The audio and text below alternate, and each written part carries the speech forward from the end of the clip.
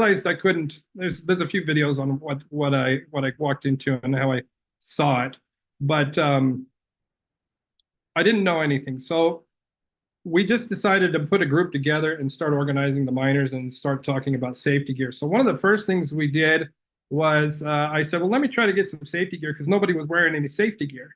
So I decided to talk to a few of my friends back home, and I told them a little bit about what was going on. And at the time, there was basically the Walgorian mining community. They had the mines, the landowners, shafts, ponds, everything. And I was taking around and showing everything, gold buyers, and all the basic things. So I thought, well, what can I do? Just a single guy. And when I travel with earplugs because I change locations a lot. So I like to put in earplugs so I can sleep. So I honestly thought the ball mill crusher guys, it's so loud. I said, I'm going to give these extra earplugs out. And they were really receptive to the whole idea, and they really liked the earplugs. They were like, these are really great. And they really never used anything like them before, and you just put them right in your ear. So I got to talking, and this is Simon right here. I don't know if you can see him. I'll zoom in a bit. That's Simon here, Jaramba, we call him. And me and this guy here, Linus Tomboy, we just decided, hey, if I keep coming back, I'll bring some safety gear, and we'll organize what's called Farmers of Gold, and we'll just start to hand out safety gear at first. And so that's exactly what we did. And like any good, foreigner, I guess, I was feeling pretty good giving away this safety gear. And we started by giving them out to the women, actually. So, because the women were in the ponds and working and doing all these things. So you can see I bought a lot of gumboots there. And I had some donors from the US contribute to that. And ultimately, we ended up building a demonstration site. I bought a shaker table and a jaw crusher, and we had a ball mill, and we got the whole thing licensed and everything. This is actually the plant here, the mercury-free demonstration plant. And here's our logo we created, the water tank for the shaker table here. And so we had a pretty good first year. And one of the things that I noticed is that our site kind of outshined the mining right next door to it. And so it kind of became a target. And as you well know, a lot of people who've worked in the mining sector is if someone like me comes in and we have good intentions, and maybe we try to mine and do some things, but we end up getting too political. And this site did get a little bit political. And I'm going to talk about that a little bit, about what we learned from that endeavor and everything like that. But this was a very important step for us to set up something. Down here, there's mine shafts over here. And just to this side, there's washing ponds and everything over here. So we decided to set up right here. And inside of this building, there's a training center. And there is, okay, this is not outside of there, but here's our jaw crusher. So we set this up. You can see our ball mill here in the background. And we had a goodwill lady say, hey, I'm going to pay for this jaw crusher so people can use it for free. So one of the problems with that was when I started talking to these guys, this is a young guy, he's probably too young to be doing this, but they weren't too happy about the jaw crusher because, as you know, many of the women who are crushing rocks in the older musees, that's their job. They'll crush a bag of rocks, and that's what they get paid to do. So I realized they said, if you're crushing rocks for free, you're going to be taking our jobs because we don't pull rocks out of the pits. So we started to kind of say, okay, all right, maybe that's not the best strategy, just having everybody do their rocks for free. And then, people got a little territorial over the rock crusher, and, they wanted to be the only one to use it. And it was the kind of project that needed to be ran and maintained by somebody every day, whoever the owner is, every single day. So since this project, all of this equipment is now in individual mining sites. So I would say to anybody considering building a demonstration site that they actually consider going into an existing mining site and looking at adding a piece of equipment like this to the existing take an assessment of the project and say, what does a well-run mining operation in an area look like, and can we partner with them and bring in one extra piece of equipment, as opposed to building something kind of separate, which tends to get a little bit too much attention, unless you can run it full time yourself. Because mining is mining, and it has to be run by itself. It can't really be outsourced. It has to be managed well and strictly. But we did get a chance to demonstrate how all this equipment works to the entire community. Back here behind the rock crusher, just behind this wall, is all the ponds. So it was easy for them to come right through the wall or through the fence and actually come and crush their rocks when they wanted to. And let's see if we can get in here a little bit and see some of the shaker tables. So one of the things was we were also proving is this cost effective? So we shared the cost of what this costs and how much it costs to run. And this is a 3-phase powered one. I would recommend a single phase or an engine ran one. This 3-phase isn't available everywhere.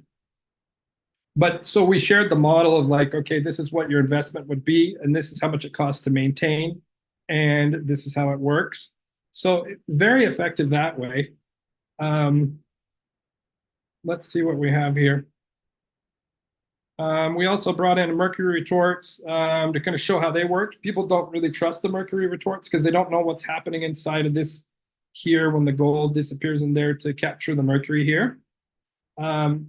So one of the angles we've taken with mercury retorts, for instance, we say, hey, you're losing money when you're just letting mercury go into the atmosphere. So we bring it back to the money part and we say, you can recapture 98% of that mercury that's in that amalgamated gold with this tool. And if you have it, then you don't have to trust me. You can just try using it. And then we've made them available as well. So this here is our shaker table. And let me see here. You guys can hear me okay? It started to rain here, so it's quite noisy. That's why I put on my headphones, but are we doing okay? Yes, we are. We can. Okay, Yes, great. yeah. Okay, great. So one of the other things we wanted to demonstrate was this shaker table here. Well, set it up, and this is a gravity separator. It fills up with water here on the table, and then it you can see this is our Ministry of Environment here, and some of our Ministry of Mining. They came all the way out to the place to see it, and you can see that the water pushes the lighter dirt off of the top, and then the concentrate goes down the middle and ends up on the far side, and the black sand separates and the gold separate from the dirt. And one of our issues with this project is we didn't have our own shaft. So there was some politics that we don't want the American having his own shaft. He's going to compete with the large scale mining. He's going to, and people just complained, as people do, So, but the table served a great purpose, and it's actually in operation in another county at the moment, and no problems whatsoever. It's integrated with an already existing operation. And so now, instead of one demonstration site, we have 6 sites that we can go to anytime we want that are fully operational, and all of the equipment's being used.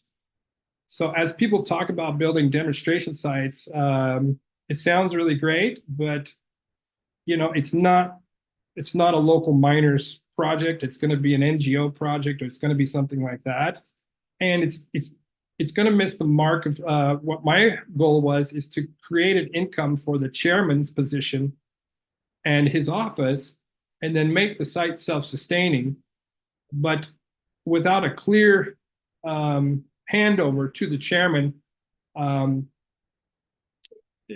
which I could have done, I suppose, but I would have, it's kind of like, how do you navigate that? Who's going to run it? And it even caused the chairman problems because people thought he was getting extra favor and things like that. So one of the things that I learned in this process is angle of approach. That's a very key thing that I've come up with is angle of approach. And what I mean by is, if you come in and you shine and you build a really nice, a nice demonstration site like this and mercury free, and it's really great, it's kind of separate from the community. So one of the things I like to look at is you want to come in and line up with the community the way it's operating.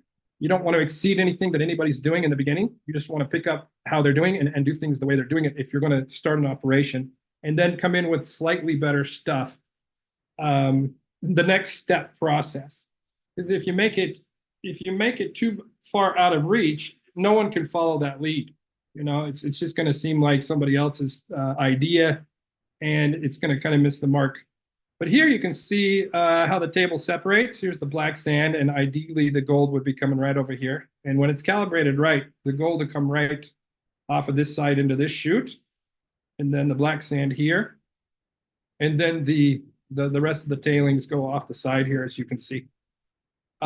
This is a mercury-free process. However, even when you get it into concentrate, you have to have a process of smelting or heating it if you're not going to use mercury. So even when someone says, yeah, shaker tables are great, you're still going to probably want to run that through mercury because you can get the gold out very easily. You can pan it, as you know, but it takes more time. And some of those things people haven't had the skill set for. But we had this little furnace here that we brought out. And I'll be honest, I lost some gold here because I wasn't sure how to do it. I was learning I was learning along with everybody else. Oh, and this was also our gold detector. And we found out this doesn't work very well because we're digging on reefs and the gold is very fine. And even though people say, yeah, it works really great, it would probably work well with chunks or nuggets of gold. But with the reef being, so what happened with this thing was interesting. But the reef being quite thin gold, just the small particles, we got to crush all the rock. We found out that I had some guys that were taking this and telling people that oh yeah, this thing works, and they were charging them money, and they were telling them there was a reef there, and they were digging there, and they weren't finding anything. And I was like, no, I'm taking this thing back because you guys are just having people dig, like it was mentioned earlier in the video, that we want to know where to dig. So I don't trust this machine very much at all.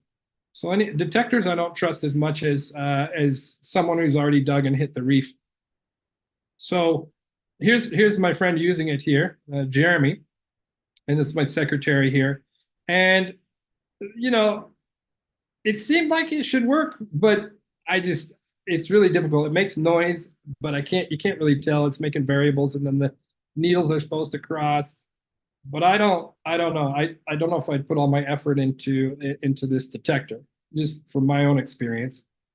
And then this thing, this crucible is a bit deep for this one, but it's electric, and this water runs through these things to keep the copper pipe cool. But it'll heat up at just as hot as it can get. This works really well. But this, I would say, if you bring in one of these, you want to bring in someone who's used them, can show you how to use it. One of the things I didn't realize is when you pour the gold, which we only had a small amounts, but when you pour it, if the thing isn't hot as well, it'll splash right out. So I learned that the hard way. I probably lost, I don't know, probably $100 worth of gold learning how to pour. So, and we also brought in this thing. I don't know if you're familiar with this scale here. This is a normal scale here on the right side. This here is a density meter, and with amalgamated gold like here, it's not great because amalgamated gold has air in it. But once you've heated it, and you heat it into your 10-gram chunks, this is an excellent machine to tell you the purity of your gold. So you weigh it dry on the top, and then you weigh it in the water the second time. And the way it disperses water, there's a different density, and gold being one of the heaviest metals, it'll give you very accurate reads on gold. So if anyone has doesn't have one of these that they're weighing their gold dory bars with, I wouldn't trust them for a minute because of the gold plating and all the fake gold people that do. There's some amazing, you can plate gold, you can do different things. But this is one of the other value addition things we brought so that the guys in town would, who were getting the 10 grams here, then they would melt it, and then they'd be able to use this machine. This one's still in use out in Montgomery County. It's being used by the former governor, and he has a CIP plant. And he realized that the local buyers are cheating their scales a bit. So this gives him an accurate read, so he already knows what his gold is worth before he even takes it. So this was another value addition piece, a practical piece of equipment that's very, very useful. This was about $1,000, but you might be able to get them cheaper today. And of course, we do the grams by color and weight, and then there's a local buying price every day. This is a better look at the office area. This is the shaker table, and this is we also had a training center right here, and we would also register members. We started doing IDs. If you can see here, we got an ID card printer, and we started printing ID cards. And if you can get to this point where you can work with a chairman and say, hey, why don't you start printing ID cards, and you have a IT technical guy at a cyber cafe nearby or something, he can print these cards, and you would be surprised how much dignity this gives a miner. When they see their name on an ID card on registered to a company, then they're an official miner. This brings a level of dignity and belonging, and to an otherwise, everyone for themselves kind of mining. ID cards, we charged for them too. We charged like $2. What was it? $2 for the card itself, and then I think that was it. Another $2 for registration fee. So it was like $5 to become a member and get an ID card, and they're nice. They're good quality cards, and there I am right there, 001. So that was in 2020. But you can see we had a very high response with the 4,000 members that we have registered today that have hopefully they all have their ID cards. That's one self-help group in Logorian, and it's a little bit more what they look like. But I got to say there's a lot of value in this psychologically and everything else. And it also stopped the police from harassing the people that had these cards. We have a lot of miners from Tanzania that come up over the border because we're near the southern part of Kenya, the southwest, and kind of near the Lake Victoria a little bit, but we're just near the border of Tanzania. So even if the Tanzanians had one of these from us, the police were not harassing them as much. And it did bring a real sense of community to the community, and a sense of identity. And people really, really do appreciate seeing their face and their name on a well-printed ID card. This guy was also our environmental cleanup guy. Well, he turned our site into the really pretty gardens that it is. His name's Jeremiah, and this was all a mining area. So this is all land reclamation here. These were pits. And so we just decided the one thing good about the site was we decided that we would grow a garden in there and make a nice place for the miners to come and, do their business and everything. And here's some plants and gardens here. And just on the other side of this fence, I don't know if I have a picture of it, but this is all of the dig up areas, with the pits, and it's, this has all been reclamated. And that was done by the gentleman there. And this is our tree farm here. You can see we planted a lot of trees, and there's our jaw crusher there in the background. And even this crops here was all planted. But this was all a business that I really didn't do this. I just facilitated it to get started. And that's the other thing that I found is the more you use the existing community, the better off you're going to be. And these village mining communities have doctors, schools, everything there. I mean, we know, but if you utilize these doctors and these schools and even the preachers and everything to help the chairman solve even domestic problems, the chairman makes money from solving conflicts and writing contracts between miners and landowners and different things like that. So we ended up having some high-level officials come out, plant some trees even. And so this site was a really good, strong thing for us to get started and got us established. Let's say again.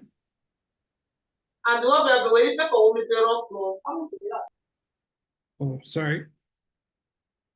I didn't get that.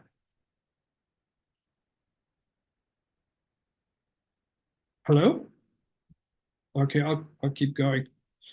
Okay, so this is the Ministry of Environment. And this is one of the things I think was probably a mistake on the Planet Gold project. And not to be critical of them, but their angle of approach was to the Ministry of Environment. And as you know, the UN doesn't see things the same way that an in-country person sees things. So Kenya is very good at giving the stories that the NGOs want, but practical projects, they really struggle to get started.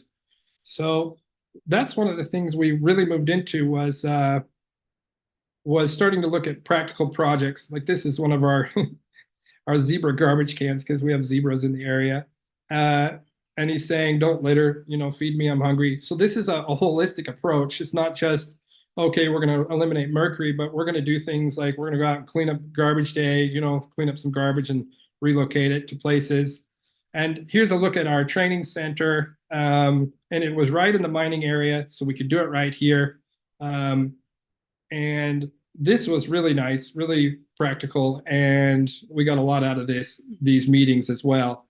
Because you're not pulling people into a hotel. You're becoming part of the community. And I was told by a UN person that I'm a tent pole, and I'm putting up a tent, and if I leave, that it will collapse. And I was like, I don't see myself like that. This is something that I have my reasons for, wanting to be in Kenya, the weather, mainly my health, and leaving some things behind me in the US, some habits of, I'll be very honest, I don't drink anymore, but maybe in the US I used to. So finding a new life here it was everything to me. I had to fight for it, because the community they were all happy to see me, but if you're serious, they'll make sure you're serious. And what you're looking at here was some ugali giveaway during Corona, when they shut down our mining. And that's when we realized the power of our advocacy, and we wrote a letter to the government saying that we were an essential business because all of our miners are, living off the money they're making from mining. And so we agreed to make masks and everything. And we started to say, we'll help spread the word about Corona and become part of the solution. And they let us go back to mining. And we were one of the first mining groups to kind of get the clearance to go back to mining as an essential business. So that was good. But there's a few other things, because I don't want to talk too long, but the involvement with the entire schools, one of the things about the schools that we've looked at doing, here's one of the pictures of the girls that lost their legs and prosthetics process that we do. This was in a motorcycle accident. I wasn't quite related to mining, but they're a mining family. And there's so much to cover, but this is a basic site layout of how we had it laid out.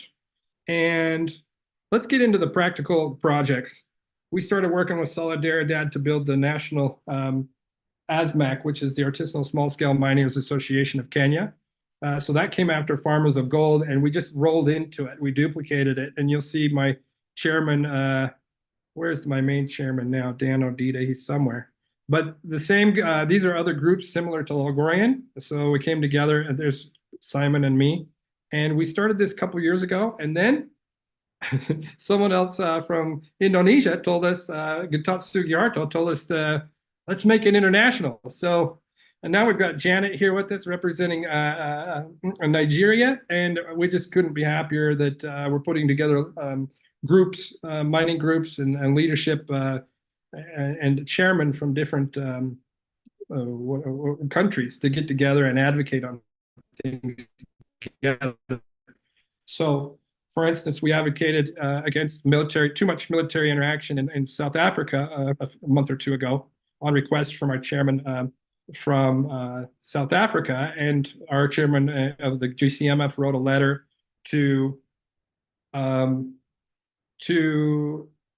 just to the public, and then it got published in the news, and then I had to go on the news and explain why I was uh, talking about the mining in South Africa. And we just were saying we advocate, if you're going to bring in the military, create a dialogue so it's not just a crackdown.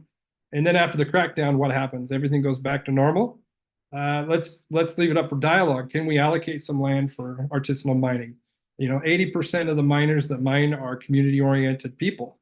And one of the things we need to teach some of our people around us, our leaders, is exactly what the mining process looks like. So if you can see here, we mapped out what our mining looks like, and I won't go through all this, but I can show you, get all of these documents about the stage 1, and then it goes to stage 2, and then down to stage 3, and then, oh, this is stage 1 over here, sorry. Stage 1 here, and then 2 and 3 here, up to large scale leaching. So we get about 25% of our gold from mercury, and then we get about up 65% of our gold from the local vat leaching, the unagitated tanks, and then we get up to about 90% of the gold when it goes to the large scale mine and to be finished processing. So we just started taking on everything in front of us as it came along, and this is our chairman now of the Artisanal Small Scale Mining Association. And really, when we started this organization, it really did help feed the others. And this is me just recently explaining the Dr. Mining Manhattan project. And it basically works on WhatsApp, and it's an AI project. This is also a really nice practical project, and I'll show you that in just a second and show you how you can talk to it. This is our main office. So what we did is I switched from a demonstration site, which was over here, into a main office. So this main office now has the TV, it has internet, it has everything, it has the desk and everything, and this is where the meetings happen now. And I think that if you want someone to come in, like a foreigner, a Goodwill, or an NGO, they need practical projects. In this project, to be honest with you, it only cost me about $70 a month, maybe about $100 a month. And it runs. The chairman runs it. He does everything he needs to do in that office, and it's a center point for everyone. And it's not distracted with any equipment, but training material. And we did make training videos for, those are other things you can have people get involved with. This is me in Indonesia with the Indonesian chairman, Getasu Sugiharto there. Going here and learning how they build these better. You can bring them back and teach the miners here what the other miners are doing. Well, let me zoom out a bit here. But this is when we were optimistic about getting some results out of Planet Gold, and we really didn't get very far with them because it got caught up in politics. But still, they're the reason that I started my project, because I thought if I build something good, then these guys can take over. Well, I'm still here because they never took over. But so we talk about all kinds of things now. Like site layout. Like if you're going to build something like this, don't build it next to your house, because the way the cyanide gas leaks into the, it vaporizes. And if it smells like nuts, it'll make you go nuts. We kind of come up with these taglines and do these bit of educational campaigns. And this is my Askari. These are the Maasai. You guys are probably familiar with these guys. Are pretty popular over here in Tanzania, and this is the area we're in. And so those guys were actually working for us there. We actually got licensed. We had we kind of set the example by getting a mineral dealers and processing license, so we were legal. And so walking through that whole process together with everyone was very educational and showed it was possible. And so walking through this process with an existing mining group is very beneficial. These are some of the logos from the groups. There's this one, I guess that one's there, Farmers of Gold. But there's a few other things I wanted to touch on. Practical projects and angle of approach. So to get an idea of what a practical project looks like, it means it's actually happening on the ground. It's something that's the miners are engaging in. And these are some of the things we've acquired and then desired, but in 2022, we pretty much acquired, or by 2022, we acquired everything. And we just start laying out what we want and who we want to team with. And it started to grow because I was actually there, living there, and that's the nature of it. If you're not on the ground, you're not going to be effective. And that's why I say you need to implement, like the Red Cross is good at doing this. They implement local people to do work and engage and think of those angles of approach. Like I have here, this angles of approach. If we think about that, like I said, we have doctors. Most doctors don't understand the symptoms of mercury-related ailments. So we made a gold miner's wellness checklist, and it says, okay, here's the symptoms: cyanide poisoning, mercury poisoning, silica dust, and compared to tuberculosis. And then you look at the symptoms here, and we designed this with a doctor in Logorian, and then we showed the long-term and short-term effects. And you guys can get a copy of this. And I'm going to send you the one. And we even put these guys' logo on it, but they never got involved, which is interesting. But so I'll give you the one without their logo until they change their mind. But we started putting these up in doctors' offices, and that was really amazing. Because now you're saying, okay, I'm a gold miner, and if you teach a doctor, about the special symptoms here, they're diagnosing everyone with malaria. So we said, no, this is specific to what they're doing. So ask them questions, more questions about what they do for a living, what's their job position, and then the doctor will say, I'm a specialist in mining related ailments. So where are the miners going to go? Very practical. So in the schools, you can do looks like I'm running low on time, but in the schools, you can do a training for schools a curriculum for the schools in an area that says, hey, kids, this is what a leaching site looks like. This is why it's dangerous. You know what? Don't play in old mining shafts. Don't play on tailings, dirt of things because they have mercury in them. You can do a quick course and explain to them exactly why it's dangerous. And then the kids go home and they do what? They tell their parents, hey, that's dangerous. And then their parents are like, what are you talking about? But you keep that dialogue going from a lot of angles. So if we look here, well, that's a bill here. I wanted to show you the chat bot here. Let's see if we go to, and this is the repository of artisanal mining advocates, which is the same thing as the GCMF. But we have a couple of things here I'll show you, and then I'll wind it up real quick. We've done GDA tests on GDA, which they say is safe for leaching, but it's actually not. It's actually got about 20% cyanide in it. And this is a report we did in that area. We also have the top 10 most dangerous activities in artisanal mining. And why they're dangerous. So practically approaching it. But if you look here, engaging the ASM communities, if you come to this page, you'll say, what do we, here's the mercury-free ASM GS techniques. Every single one of them that's known to mankind right here. So they like to act like the mystery is, okay, we're going to come with new technology. Well, if you have time, you can look right through here and you can start to see which ones, like electro separation. Is this practical for artisanal mining? No. But some of these borax methods are. So it's about cost, what the value is compared to mercury. So we've already identified all of the mercury-free options to date, physically possible. So some of the other things in the repository is our mandate, the Kenya National Action Plan, our wellness checklist. And then we also have training manuals on silica dust. We don't just approach mercury. We look at all of the problems in mining. We use older miners to teach the younger miners about their health issues, what's happened to them over the years. Better sluice box technologies. We have a mercury manuals, field visit document.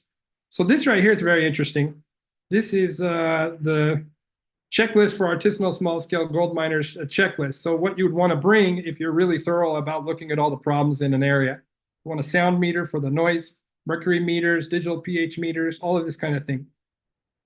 So it looks like I'm going a little long, so I'm just gonna leave you guys with the connection to all this stuff. But you can see we've been quite busy, and you're certainly welcome to join us in what we're doing. But there is something else right here I'll show you. This is Dr. Mining Manhattan. This is my favorite project at the moment. This is an AI, and here it's working on our websites right now. It's not working on here, but I can just say here, let me allow this. Okay. Oh, sorry. Hello, how are you? Could you tell me, can you say hello to the Women in Mining group in Nigeria? And also tell us a little bit why mercury is dangerous. And then I just hit send, and this thing talks in 105 languages, and it's using GPT, if you know what ChatGPT is. And after a few minutes, or after a minute, it should give us an answer to any problem we have. So he's also giving us an audio. So if I zoom in, you can see it's saying hi to us. Keep digging and shining. It's bad news. Mercury is toxic, messes with your nervous system, kidneys, and lungs, especially young children. But if I have a problem like my wife is mad because I didn't come home, right? I'm not married, by the way. I used to be. It's because I didn't come home. But what can I do? Now, it should even give me domestic advice, everything else like this. But the cool thing is we're bringing AI to the ground. So yeah, here's the deal. Apologize, sincerely explain to the situation. So the point that makes AI really interesting and special to our miners is most of us use WhatsApp. And we need to think about the community that we're engaged in as a whole economy, and also the tools that we have in our hands like WhatsApp. And so right now I'm upgrading the WhatsApp, so I don't have the number for you, but you can go to the website and try this out. Ask it any question you want specific to your problem or whatever you want to just mess around with it, and it will give you a nice response. So this is bringing an expert right to WhatsApp for everyone to use. No app downloads or anything, where they can go to the website really easily and access a serious question they may have about any type of thing that they have. And as you can see, I've got a lot more, but I can see it's already 6:50. And hopefully this has been somewhat enjoyable and interesting to see what we've been up to over here in Kenya. And we feel like we're your brothers in the East here, and we really look up to Nigeria and the path you're setting forward in a lot of ways. And if you have expertise in mining things that we can benefit from, we want to learn from. We believe in miners mentoring miners, and really looking forward to seeing all the progress that you've done in Nigeria over the years. And I'm just grateful that you allowed me to be here. So Much, Matthew. We are very, very grateful, and I'm sure there'll be questions in the chat box. For time, I would rather want us to move to the next speaker. So please stay around so that if questions come up and people, because you've really thrown up quite a number of practical inclusions on the tools needed, for community engagement. We've seen your practical demonstration of it, and people might want to ask questions. And at the end of the day, we'll put out your details, you understand, because that's the essence of networking. The world has become a small community where we all network to learn from one another. Today, we have another beautiful speaker who I called a guru. You understand? She looks quiet, but when she roars, you understand, on national issues, you understand, you panic. So I'm so excited to have one of the foremost activists in the sector. Please, can you...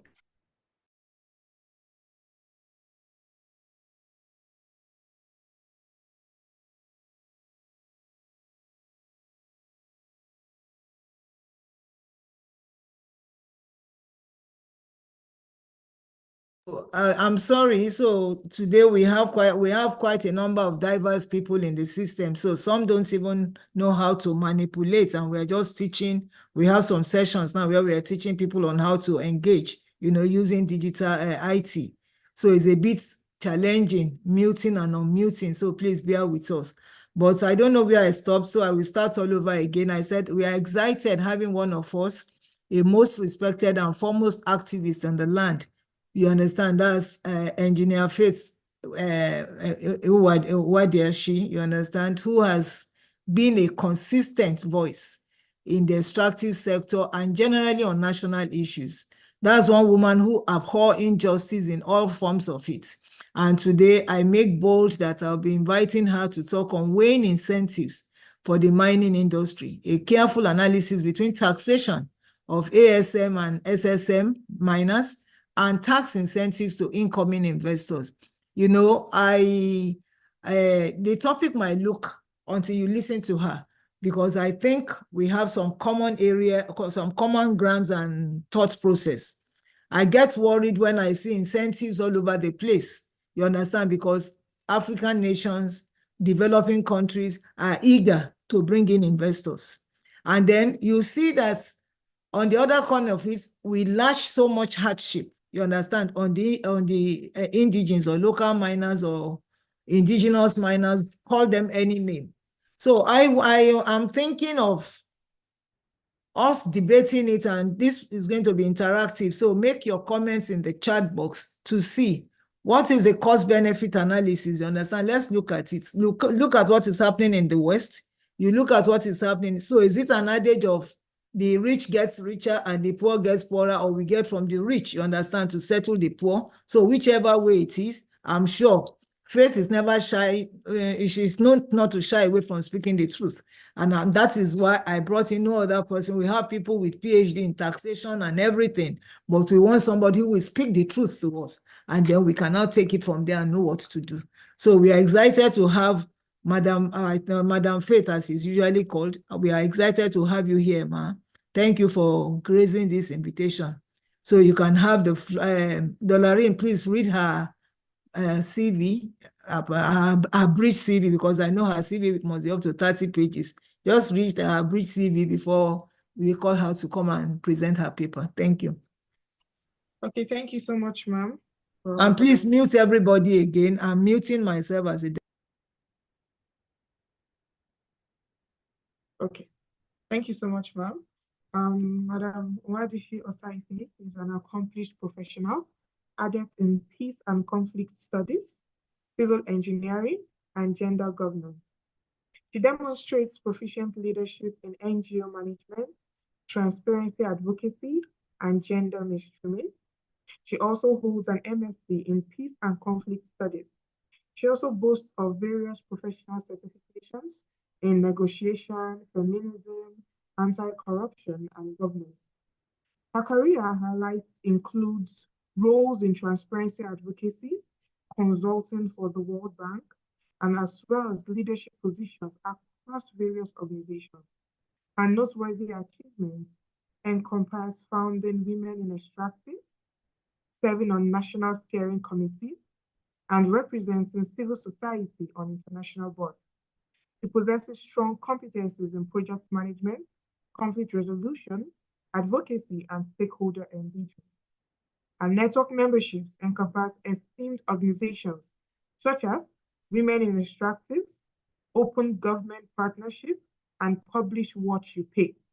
She also exhibits exemplary communication, interpersonal and organizational skills, essential for driving successful project outcomes in dynamic, high-pressure environments.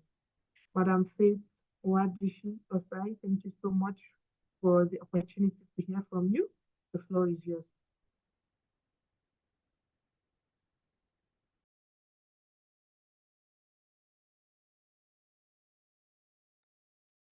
Please unmute Madam Faith if she's not yet unmuted. Yeah.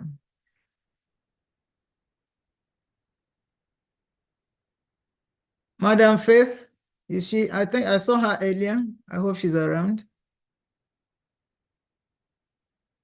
She's actually with us. Can you hear me now? Good evening, ma. Yeah, good evening. Yeah. Thank you, ma. Could I be allowed to share my screen? Yes. Yes, ma'am. Thank you. Good evening, ma. Thank you for all of the kind words that you said about me, and thank you, Matt, for the earlier presentation. Network has been so challenging for me since yesterday. I don't know what's happening. I hope that I will have the network be kind to me on this presentation as we do that. So the presentation I have here today is, can I share my screen? Yes, you can, ma'am. Okay, thank you. Are you seeing that? Yes, we can. Okay, thank you.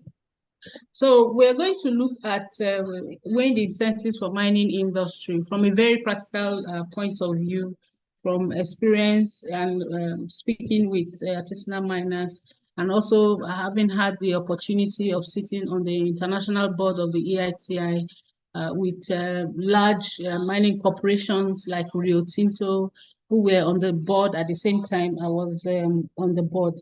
And this issue of taxation and tax incentives, especially taxation of ASM and tax incentive, have been on the discussion table for a very long time, because governments are eager to get large corporations to come into their countries. They dish out a lot of tax incentives to corporations, and feeling that that will be the incentive that they need to come in. And because they're so eager to get large corporations to come into their countries to begin to exploit their minerals and perhaps begin to get revenue from that, they forget to go look at some other negative indicators of that. And because they want large corporations to come in, they begin to, overtax the ASM sector, and not really looking at putting technical support and other things in place. Unlike in other climes where there is a deliberate attempt, to support ASMs side by side, its tax incentives that they give to that. So the outline for our presentation today is this. We have the introduction, taxation, the overview, the global case studies, Nigerian mining, and then some recommendations, and perhaps we can look at, we can take some questions. So the objective for us is to explore the balance between taxation and artisanal and small-scale mining, and providing tax incentive to attract large-scale investors. So the fundamental question that maybe we can answer after this presentation is, how can governments effectively incentivize mining investments while ensuring fair taxation? Because you have people, community people, engaging in artisanal mining, and you bring all of the taxes. In other words, if you place the taxes side by side with the kind of incentives that large corporations get, you find that there's a lot of injustice on the level of taxes that we impose on artisanal miners. So these are pictures that we got from the media organizations, one of them from Premium Times, the other one from Guardian, and the other one from I think that's a newspaper. So what's the definition of artisanal and small-scale mining? It's a blanket term. Usually people use that. I got that from Wikipedia, and it's generally is defined as, a subsistence kind of mining that involves a miner who may or may not be officially employed by a mining company, but works independently using their own resources. Usually the implements, you can see them, you see the hoes, you see the shovels, you see the pans, you don't see any machinery, you don't see any heavy duty equipment there. And these are the equipment implements that the artisanal miners use to guide their trade. So unlike large-scale mining, where you have all of the equipment, it's large scale, they're doing all of the work that is done. The artisanal mining sector is usually independent, and so you have issues around ensuring that the environment, issues around the environment, issues around ensuring that the mining is done in a way that is friendly even to the individuals themselves. So the artisanal mining is characterized by labor intensity, often informal, and can really be environmentally damaging if not regulated. But when you talk about the environmental damage that mining does, comparing artisanal mining to large-scale mining, you understand that large-scale miners actually cause more problem or impact. They impact negatively on the environment. So for small-scale mining lease, you know, within the Nigerian law, it's defined as the small-scale mining lease is a right to exclusively carry out small-scale mining operations, low-level technology or methods not requiring substantial expenditure. So usually the small-scale mining, compared to large-scale mining, the investment is not as much as it is. And within the laws in Nigeria, it is usually a 5-year lease period, which is applicable to all artisanal leases, renewable for further periods of 5 years each. Then the taxation for ASMs. Well, for every tax that you have in the country, there could be positives and there could be negatives. So one of the positives generally, when you read literature and when you talk to people about what is it, is there any positivity that comes out from taxing artisanal miners?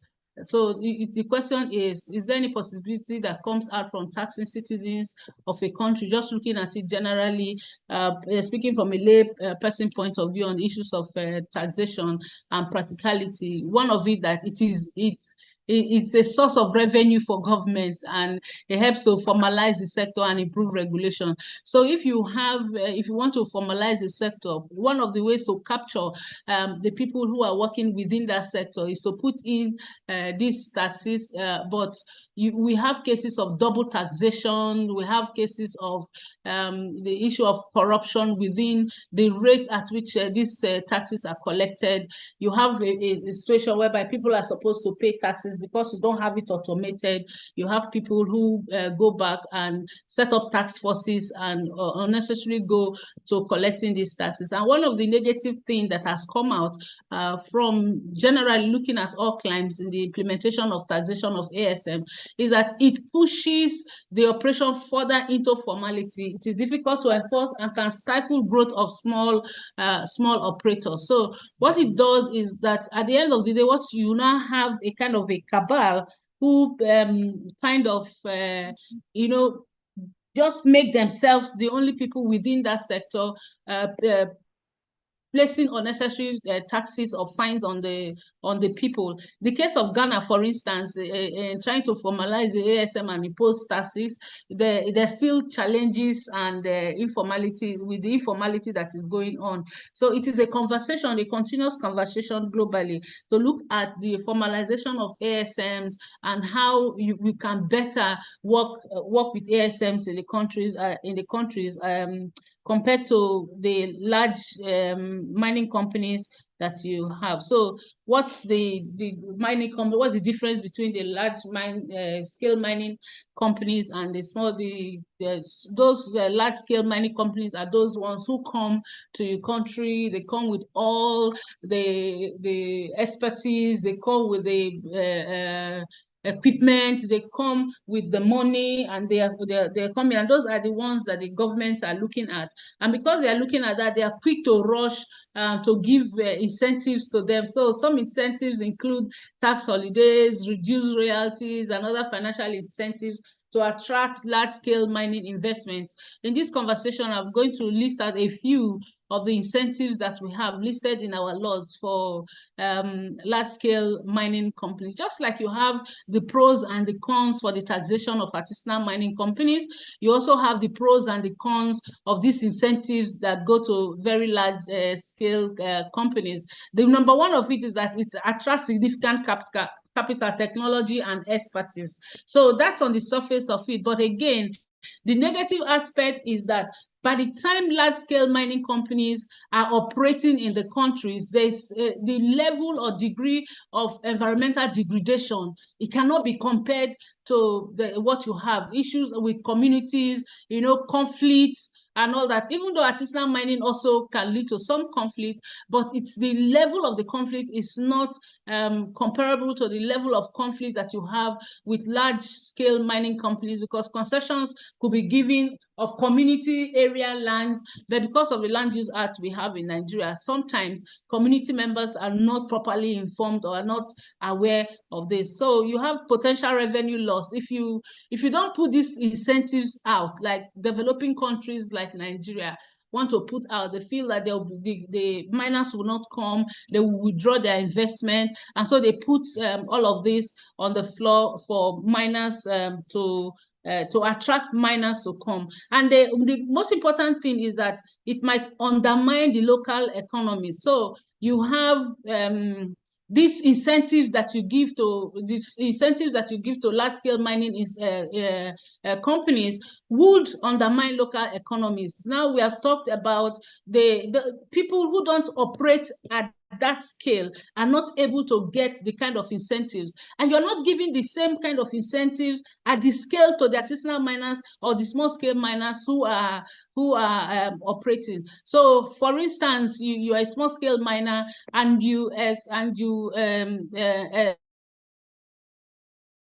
the environment, and you are able to get some minerals, and then if you sell it within the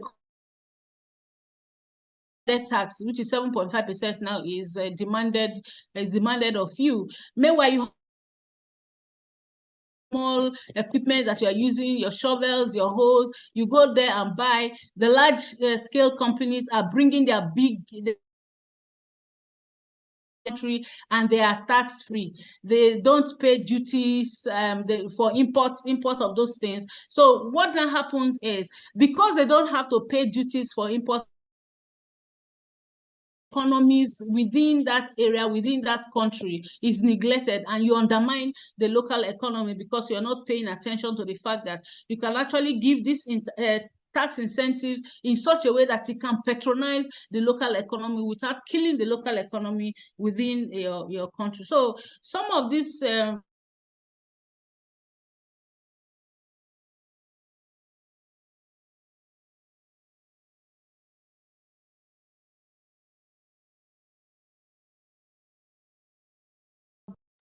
I hope we haven't lost her. Sister Faith, where are you? Network.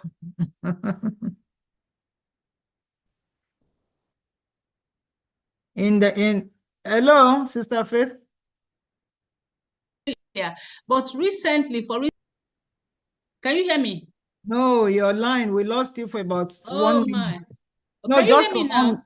Yes, we are hearing you now. Yeah, so because of the issue of network I've been having, I tried to connect with my phone. So once a call comes in, it cuts me off. That's the best I could do to get network. It's been so challenging since yesterday.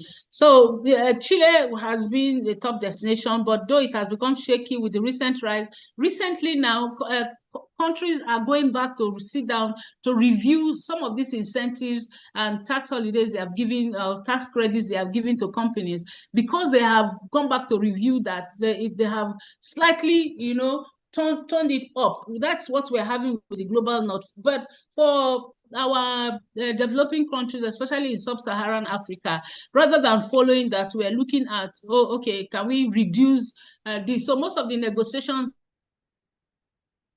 that are given in the global north are different from the tax incentives that we give in the countries, especially in sub-Saharan countries, can come to be here. I think it was just this week, Australia announced a 7 billion tax credit for critical tax project, for critical mineral projects that we give by the opposition. The opposition is saying you are giving billions to billionaires while the people in the country are suffering. You are not making provisions for social investment. You're not making provisions, yet you are continuing to make $7 billion Australian dollars available to those people who are working within the sector. And according to the opposition leader in Australia, he calls it government giving billions back to billionaires. And this kind of conversations are the kind of conversations we usually don't have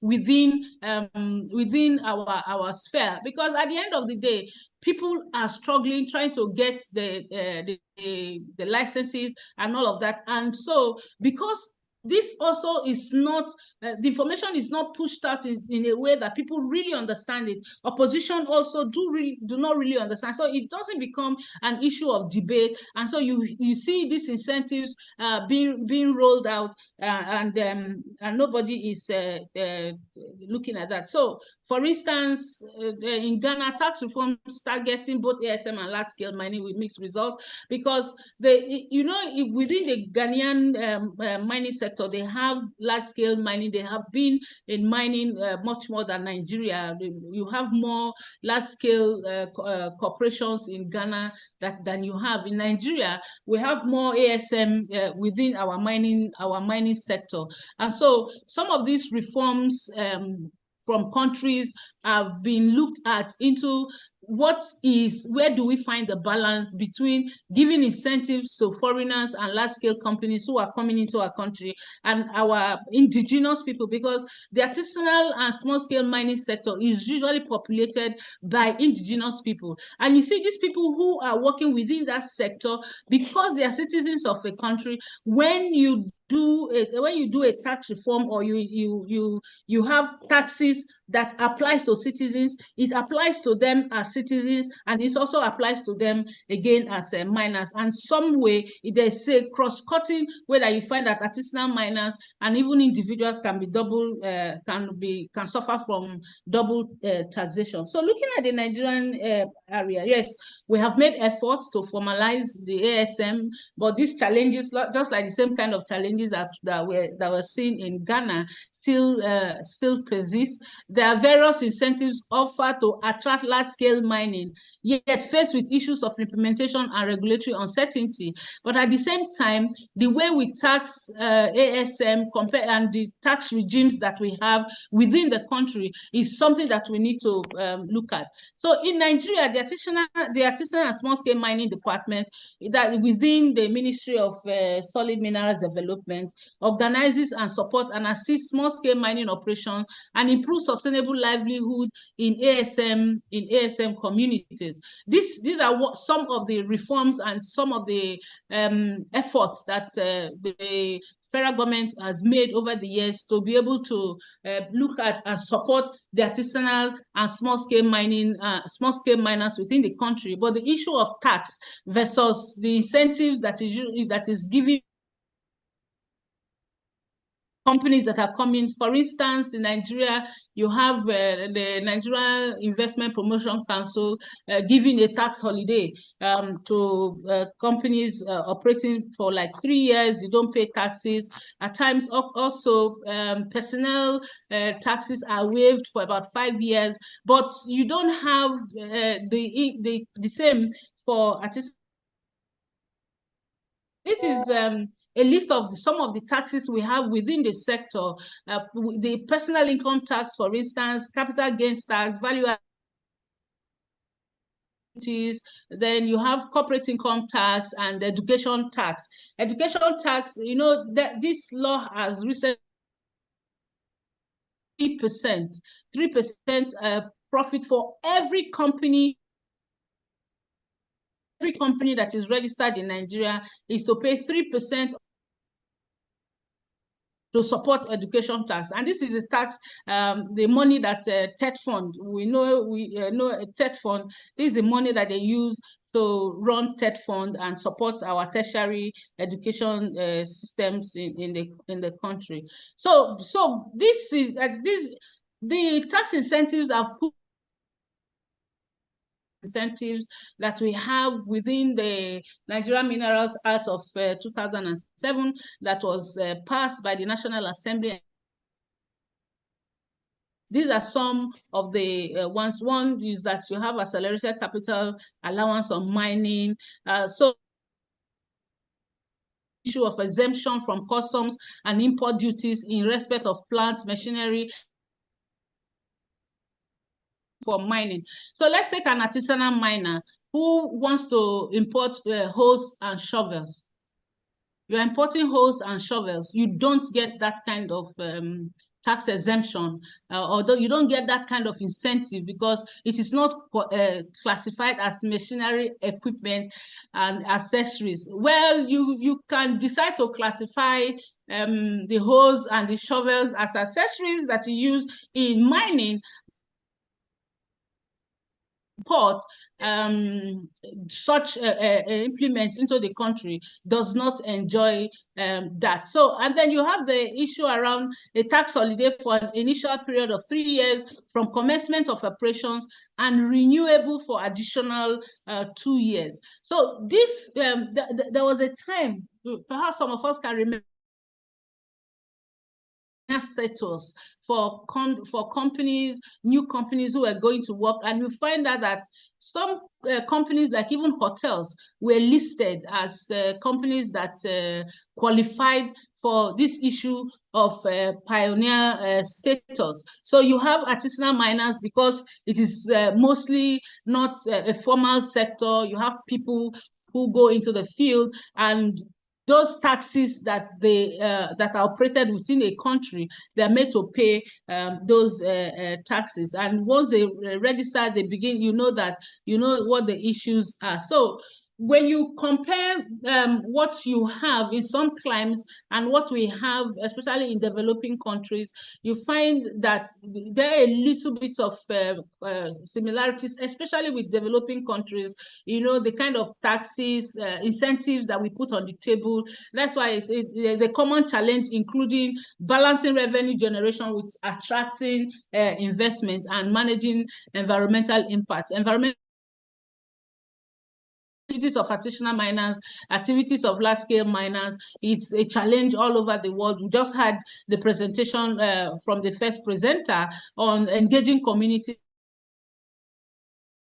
of successes in formalizing ASM. There are differences in the scale of incentives and distinct regulatory environments.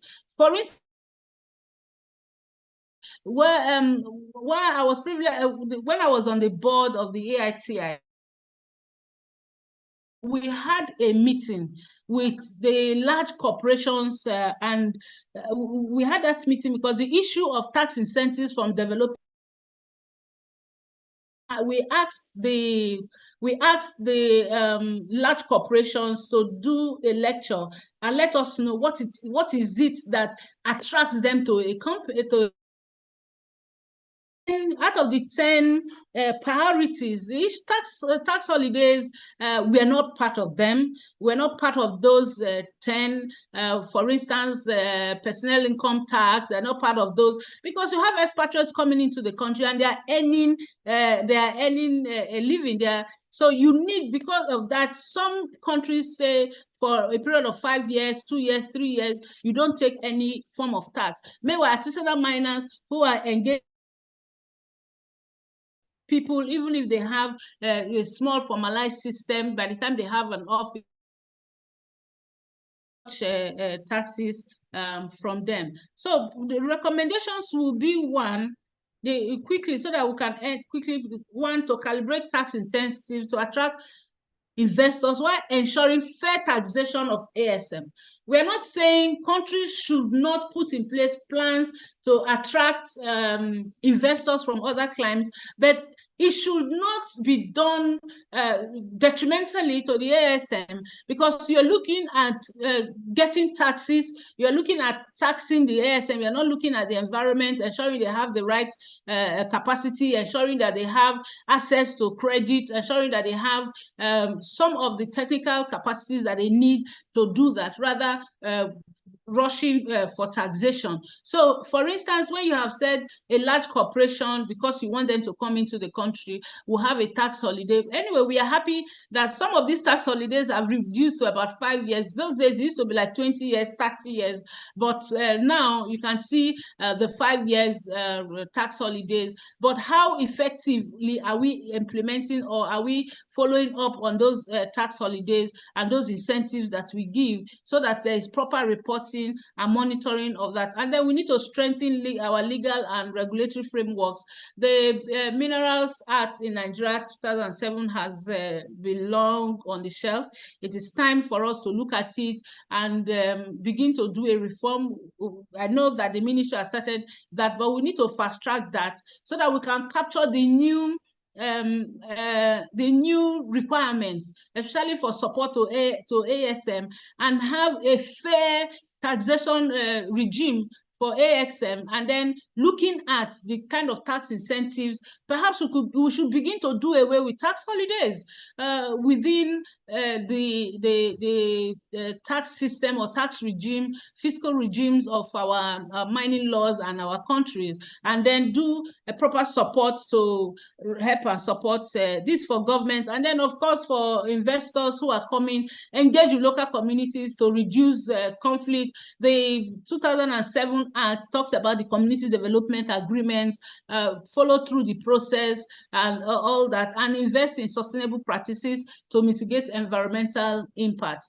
In doing that, also you help to reduce that, and that is also applicable to ASMs in looking at curtailing the environmental impacts in that. And there should be a proper collaboration. For instance, the minerals mines, solid minerals development, and the relationship between the Ministry of Environment.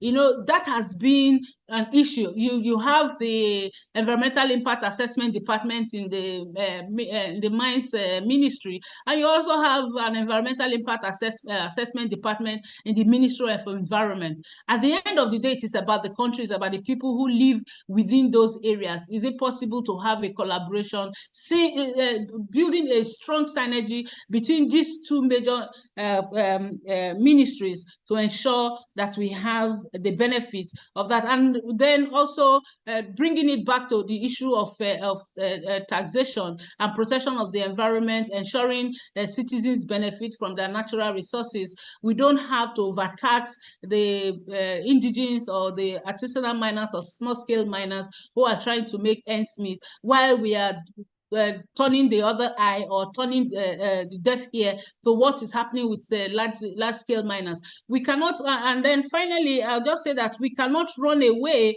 from the impact that we're having right now with the Chinese companies that are working in our communities, the conflicts they are causing, the environmental degradation. At a time, this was an issue also in Ghana.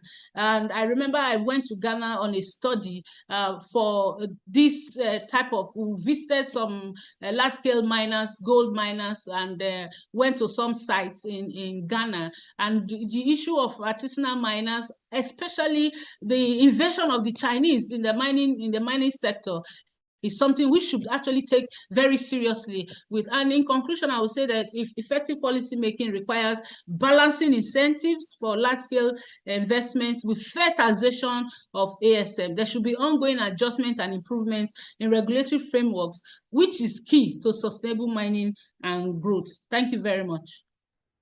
Thank you, Sister Faith. And that was a wonderful presentation, balanced. We are very grateful to you. And I agree with you on quite a number of points you raised. Permit me, number one, to first of all congratulate the current minister, that's Dr. Dele Alake, for the 7-point agenda launched about 2 days or 3 days ago. And when you look at that agenda, I think some of these things, and then Mr. President too, I read online, I'm not a Federal Executive Council member, but I knew that some of the tax burden, you understand, facing the lower cadre of the society sort of have been ameliorated. But the main goal behind this topic is to actually ask ourselves that, do we still need what you call tax holidays? And if we need the tax holidays, should it be modified? In the sense that the world changes. The mining sector, the mining ecosystem is one of the most dynamic sectors that keeps on changing. Today, I see Africa as the bride, and there's something they call seasonal development. This is the season, this is the time for Africa. This is the time for developing country. They call it critical minerals in the West, that is the global North, but we call it strategic minerals, strategic development. If we use our senses, whatever they are looking for will be for strategic development, because they have almost gotten to their peak in terms of the raw mineral resources. We have those raw mineral resources, which they will need to feed their industries to be able to make the production of whatever they want to produce. And the world has gone digital. They need the lithium, they need the cobalt, they need the nickel, they need the manganese, they need the copper, which we have. But when we keep on giving tax holidays, When do we close the poverty gap? Because you give them tax breaks, you give them holidays, you allow them to bring in their equipment, you understand? And at times, even some of the construction companies now they play smart.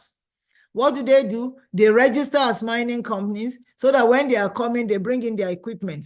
And I want you to start noting things, Nigeria. When you get to a particular outrock in the course of construction, in civilized countries, you cannot break those rocks. You cannot, without the involvement of the Federal Ministry of Solid Mines and Solid Minerals. Why? Because you don't even know the potentiality in that particular rock, number one. Number two, when you break that rocks, you are getting aggregates, which you will now use for your road construction. What arrangement has been made in terms of gains, you understand, to the government? You understand? So you find out that it's win-win-win for those large companies in quotes. And meanwhile, our miners association, I feel for them. I feel for Patrick. I don't know, maybe he's online when I read his post. I feel for quite a number of them like that. You understand? So there's the need to balance this and make sure that the ASM people are motivated to. You find out that these ASM people equally dodge. They do a lot of things under the carpet. Yes, everything should be transparent because we will have to go through a proper formalization process. And you find out that Matt mentioned it. That was why I said 2 key strategic topics are matched together. The government must provide the needed incentives. You cannot rule under a draconian system and be successful. People will always look for how to cut corners. But when people learn to trust their government, they will willingly submit themselves to that government. And a typical example of it is you find out that NGOs make significant impacts in whatever government is doing. So NGOs must be seen as partners. CSOs must be seen as partners. Indigenous community must be seen as partners. Shortly before we started this lecture, we normally play a video. And if you look at what is happening in Osun State and you watch and you see the lamentation of the king, because the king is knowledgeable. So he could not be bribed. Usually, some of these, because I don't want to start saying Chinese, because you have some Chinese companies that are equally good. You understand? Well, some of these illegal Chinese people take money, bribe these uneducated urbans who don't even know the significance or what they are sitting on, and they devastate the environment and they go away.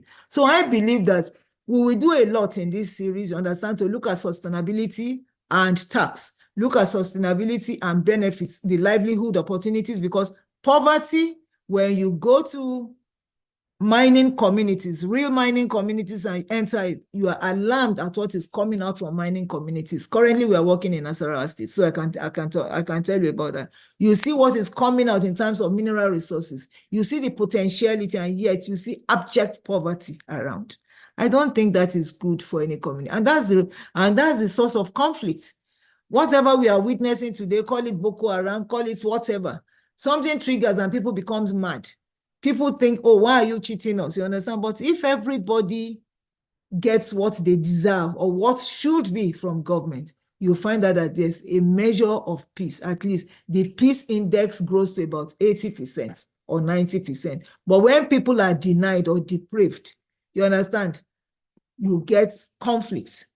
And then the peace index is about 10% or 15%. Then governments waste more money trying to resolve the issue. So I pray that henceforth, you understand, all of us are soldiers, all of us here, and we purposely brought in Matthew, you understand, to come and participate in this conversation for one thing.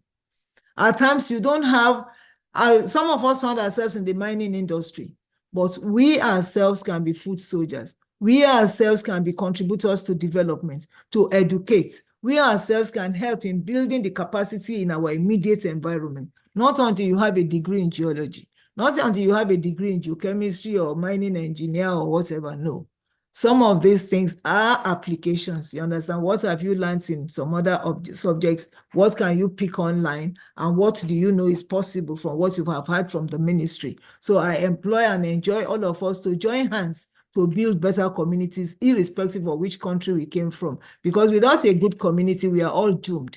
Without a good community, you understand, we just be trying to mitigate crisis. You understand? And the most challenging crisis, difficult to mitigate right now, is the sustainability thing.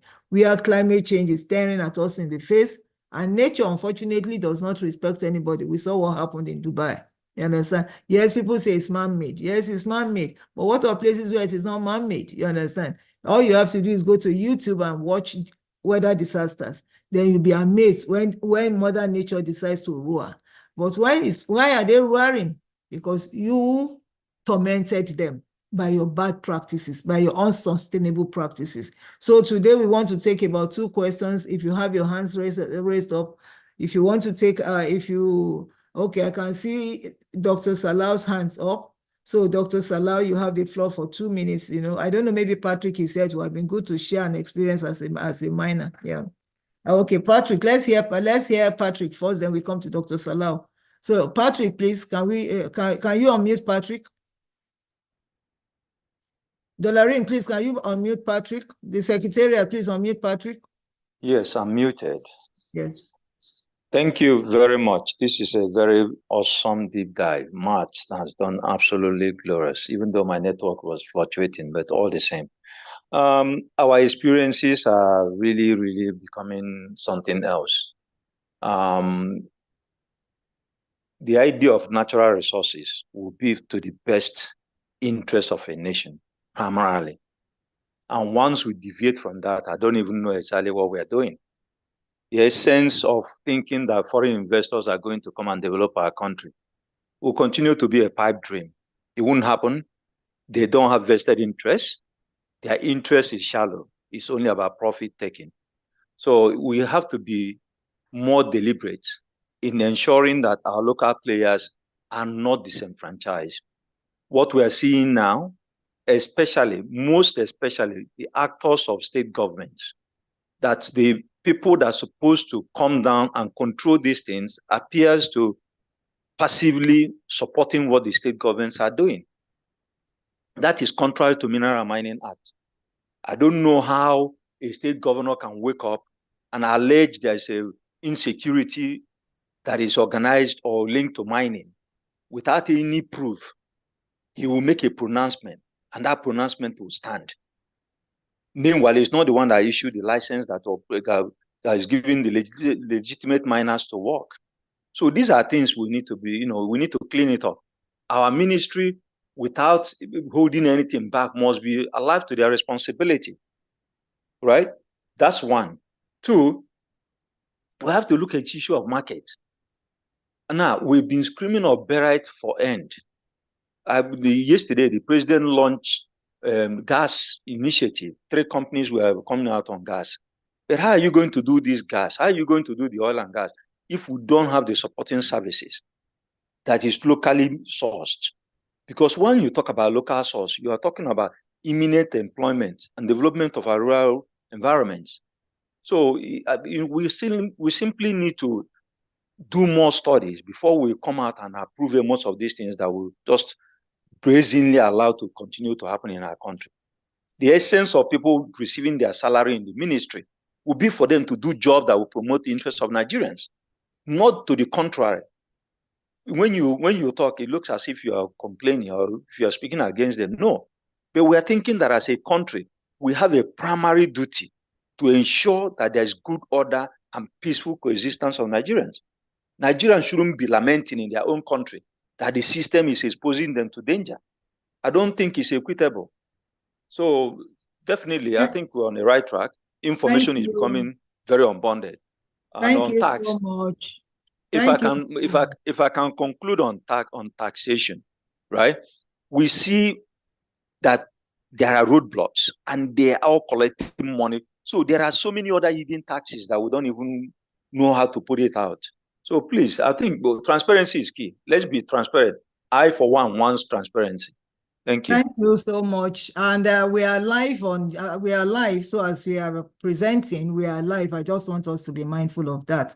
Please, Dr. Salau, just hold on a minute. You're a BOT member. Let us invite Professor Jonathan Aremu. Professor Jonathan Aremu, I will want your perspective as one of the economic guru in Nigeria, to shed light on these issues. Thank you. Resource governance, taxation, and community engagement versus poverty, amelioration of poverty. Thank you. Opportunity. We can't hear you, sir. It's like you are still muted. Yeah. Yes, I think I'm struggling to off it. I think I'm okay now. Yes, you're okay now, sir. Okay. I say thank you. I'm joining the program rather late. But what I can say is that the government is trying to look into the area of fiscal harmonization so that that will no longer be a constraint, particularly in all the economic activities in the country. Over time, there has been a lot of multiplicity of taxation, each of them crossing one jurisdiction or one level of governance to another one. And then all those multiple taxation, they actually erode the possible income of investors. So that has been like that over time. And but government is trying to do everything possible to ensure that that kind of excessive tax is actually removed from the system. How far they can do that, let us continue to work, but let us try and cooperate with what is happening. And then secondly, is the fact that everybody is aware that the economic system with respect to monetary policy is not doing well. And it's expected, coming from the research department of Central Bank, I can seriously say that yes, Central Bank is trying what they are doing. But the major constraint is that the money outside the bank is far more than what can be targeted by effective monetary policy. So how to be able to actually get money out from people's bedroom and where they put it, or in the foreign reserves of individual domestic dollars they are buying, how to be able to get it into the system and then put it in the bank so that the monetary policy can capture it. That is another thing. So that is what I can say. On the fiscal side, apart from the tax, I've mentioned tax. That is talking with other activities of Ministry of Finance. I think as a coordinating minister, they are trying to, as much as possible, make sure that the coordination in terms of seeing to the effectiveness of all the other ministries, particularly with respect to ensuring that they obey the rule of the game in line with their mandate is put in place. And that is the essence of coordination, particularly in places like where they have to actually joint collect or joint implement a particular thing with respect to money and the economy. Particularly in the area in which there was a problem some time ago, in which Central Bank of Nigeria committed as much as 23 trillion on the national economy without Ministry of Finance knowing. And that kind of a thing shouldn't happen. It must not happen. It's totally not acceptable. The issue of just a short-term credit to government in terms of what the governor of Central Bank did that particular time is something that you do and then must actually end at the end of the year.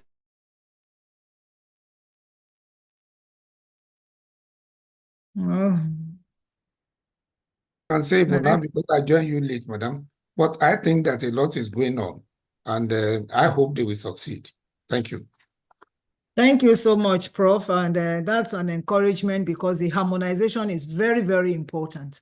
I'll just give you a quick notice that in Edo State, one of our women who owns a pit, I went to that pit, a massive pit, you understand, was made to pay, because when you talk about harmonization, there's a need to equally look at the local unions. Unionization in Nigeria, you understand, there's a need for intervention. The local union demanded 12 million naira from this woman. Apart from the other materials you will need to buy, like beer, gin, exotic drinks, goats, and everything, to be able to continue to mine. She had no choice to negotiate with intervention to about 8 million naira before she was allowed to. She will still have to pay the tax to state government and yet pay again revenue royalty to federal government because the license is from federal government. So those are the things that kill investments, that don't allow businesses to grow.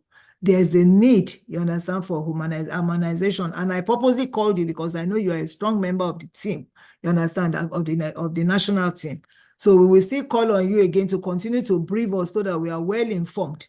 And then we bring the president of Women in Taxation, Pastor Morgan has promised us, you understand, so that we understand really the underlying thing, because women, most times we ignore that aspect. But you find out that the multiple taxation has even gone into banks. Now to even, we said we want a cashless economy, but now you have discouraged us, you understand, from using the cashless system, because why? When I pay you, you are charging me. When you pay, so all these things have to be worked out, and we have to see the positive impact of whatever Nigerians are using their money for. Anyway, we look up to the president as a man who says something and he does it, that there will be an improvement in the landscape. Let me call on Dr. Salau before I call Pastor Moge. Yeah. Dr. Salau, are you there? Can you unmute Yes, Dr. Salau? Yeah, thank you, Mama, our BOT member. I appreciate you. In fact, this is very interesting topics. Those two topics that you brought together today is an eye-opener to the successes of our artisanal and small-scale miners. What is the government doing after formalization? What else? The equipment in form of incentives is not there. Nothing is there.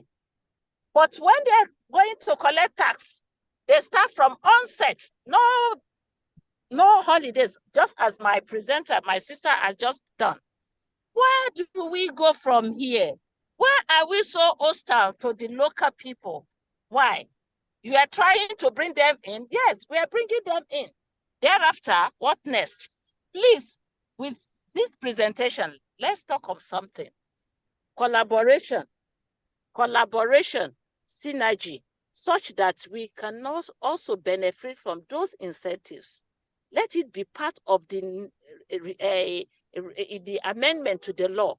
Let's give the small-scale miners some incentives. Not that the one that will be said are not implemented, the one that we can see physically that it could be implemented, like renting out equipment for them to make more production available. That can help us too. Thank you very much, Ma. Thank you, Dr. Thank you, you. Dr. Salau, the ever blunt retired civil servant who cares about nothing. You are welcome. The truth of it is that there's no way indigenous miners, whether call it small-scale miners, call it anything in Nigeria, can advance without collaboration. Because I'm sure Dr. Moge will share her experience going to DRC. Once we even call small-scale mining in Nigeria, I can share the American experience with you, is what you call no miners. I'm sure some of us, if you go on YouTube, you just look at some channels, the gold guy, the array of equipments he has, you understand? And yet he's not even, he doesn't classify himself as artisanal. Because why? The equipment is nothing compared to what they should have. So that tells us that we must learn to collaborate. You understand? It goes beyond title, and government must support.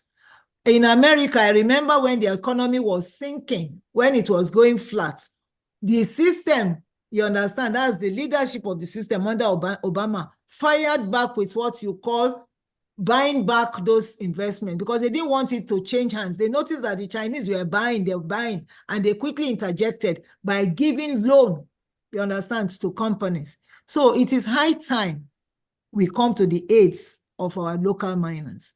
We could have a mining back, we could collateralize them with various other things, even with the mineral resources, as long as we guarantee that the resources are there. So that even when they fail, we can always get the resources, you understand, to continue to mine.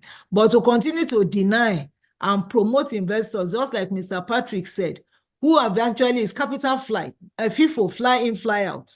They come in, they do their business, come back with their toothpaste, their toothbrush, do everything, their t-shirts and jeans, and then they go off. All they leave behind in your trace is even maybe molest your girls, you understand, have unwanted children, babies that are not recorded, that have no identity, and they go away. So I believe, and I'm happy that that we are privileged on this platform, that the secretary of this association and who equally runs Ziva community, you understand, is here. And that's a very articulate young woman too. And Faith, who will harvest all these things. All of us should work together, you understand, to be able to change our country, irrespective of where you are. Throw yourself to the open. Let's keep on talking about these things. And I'm sure our leaders, they have listening ears and will be able to change situations of things. So I'm happy again that you raised the issue of equipment leasing. That has been paramount, and those are some of the things. Matthew, you remember when we started discussion, I engaged you on that. You understand that that's one major issue. And some of us have started engaging the the African US American Council, you understand, on equipment leasing. And I'm sure that some of the investors are, you understand, diasporans are thinking of intervening in that area because they make their money. It's a win-win situation for them. You understand? So thank you again, Madam Salau, for that, for raising up that point. Dr. Omoge will be the last person because I'm sure our time is overspent, and we are happy to call you on board to give your contribution. Thank you. Thank you very much, Madam President. Thank you for all you do. Dr. Matz and my lady, you have done a great exposition. There is no end to learning. You people keep expanding our minds to what is across the borders so that we know what to do in our own climate.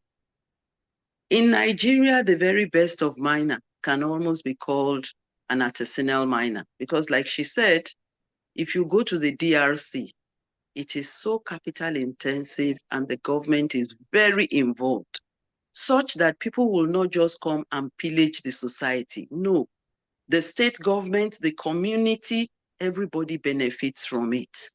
So we will look where, we will want to see where our regulators are able to help us formalize the mining sector so that each community benefits from what is there.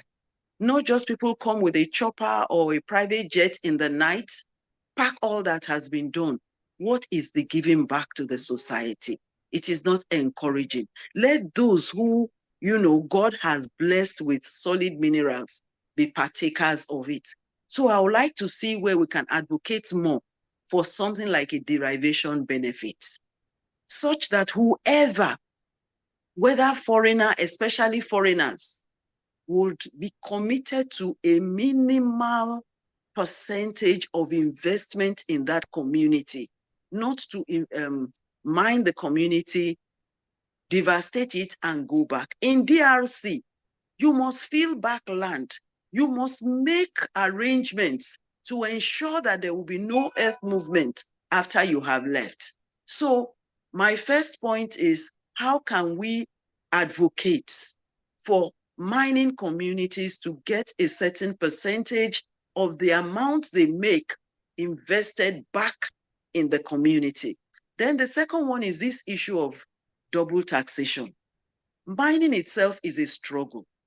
And every day we keep talking about double taxation. I was very happy when you mentioned it. These women are struggling.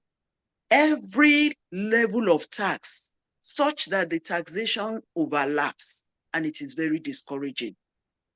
Government, through the central bank, gave micro, small, and medium enterprises loan to Nigerians. 60% is for women. The remaining 40% is for others, including women. Why can't we do the same thing for women in taxation? Give them a special tax regime. Give them special tax incentive. Once you are known to be a miner in Nigeria, you will list the maximum types of taxes they can pay. You will give them a special concession on the amount of tax they can pay.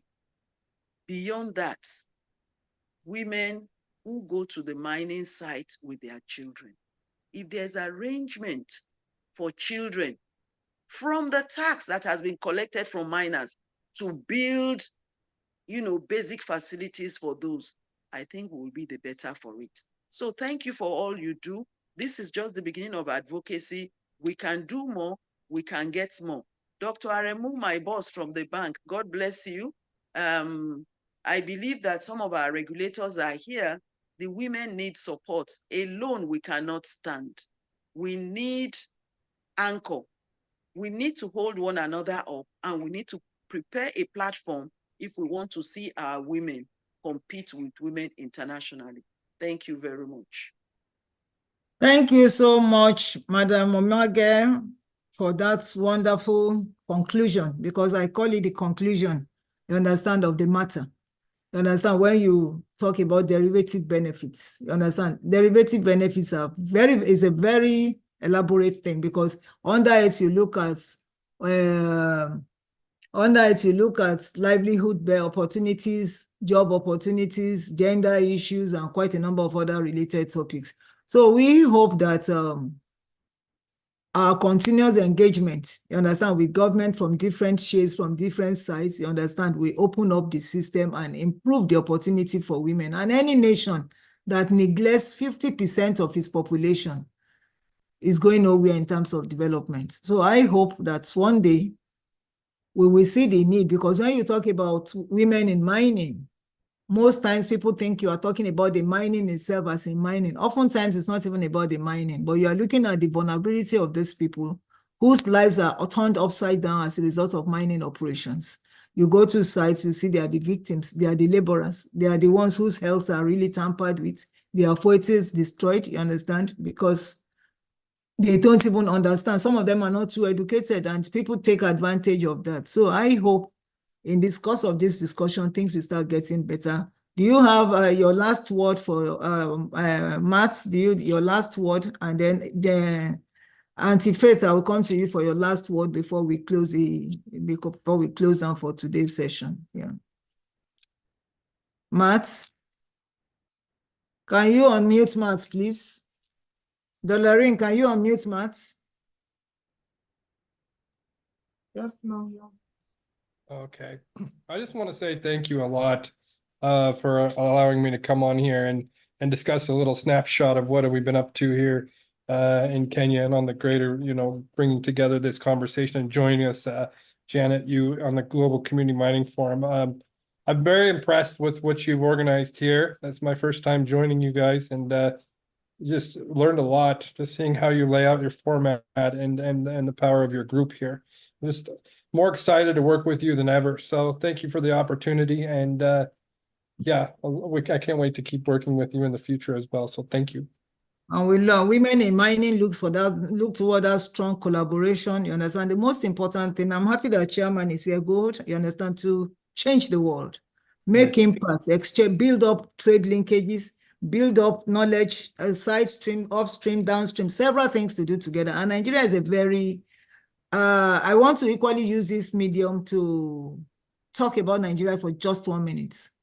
Most times we should be discouraged about what we read in the papers. Oh, people tell you they are cutting the people's heads everywhere. They are doing this. I was in Jos in, what month was that? We were in Jos for the 59th annual conference of NMGS. That's Nigeria Mining and Geosciences Society. And we did I can't see anywhere where anybody is killing. Every country has the good, the bad, and the ugly. So when we read things in the papers and get frightened about that, I know that doesn't apply to you, but I'm talking to some other people because I know Mitchell, from Atlanta is here, and some other people I'm trying to get interested into the mining sector in Nigeria for social development.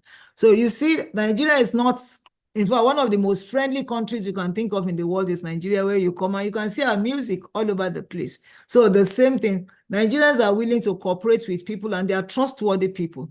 We might have issues or challenges just like any other developing country, and you can't treat those challenges in isolation, because again, you can see that the West, equally have their hands in them.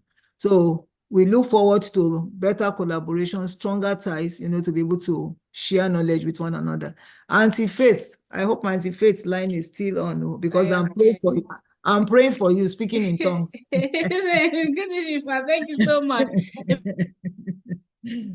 Yeah, you stopped, because the fact is that we need to be patriotic enough to know that Nigeria is really huge potential, not just for us as Nigerians, but the entire community globally. And then for those of us, especially the women, we cannot overemphasize the need for collaboration. We need to work closely together. We need to tackle these issues together, because when you work together, you achieve more. Like they say, team together, everyone achieves more. So thank you very much. We'll continue to learn and build each other, and I'm sure that one day we'll get it right. Thank you so much, ma'am. Thank you so much, Auntie Faith. On this note, Nigeria in 2030, the population is estimated to be almost 250 million. And the youth population in Nigeria, which is our human capital, which is our resource, which is our gold mine. You understand? That's the gold mine of Nigeria, because our youths are knowledgeable, our youths are smart. So any country who really wants to develop, any country who really wants to expand, enlarge, we find Nigerians there. And I can tell you here in US, get to all the hospitals. They say, oh, you want to see a consultant, they might call the name wrongly. They can call Dag, but you find out that you are seeing a Nigerian. Get to Canada, you are seeing a Nigerian. Nigerians are topping the charts all over the place. So Nigerians are good people. Nigerians, and likewise, I can tell you that in another 5-10 years, the mining industry will be surprised and amazed to see huge companies coming out of Nigeria. So Nigeria is a good country to work with. Nigeria is a good country to live in, and Nigeria relates very well with people. We want to thank everybody that participated in this program. We look forward to seeing you third week of next month as usual. And we come up with another exciting topic on sustainability and livelihood. So thank you once again. Good night, everybody. I know you have a very tough day, especially for those who went for the Nigerian Gem Show. You understand? And we look forward to a very, very robust mining destination in Nigeria. When Nigeria lays hands on anything, trust Nigeria, they will excel. So I have absolute confidence that Nigeria will be great in mining. Thank you. God bless you all. Bye-bye.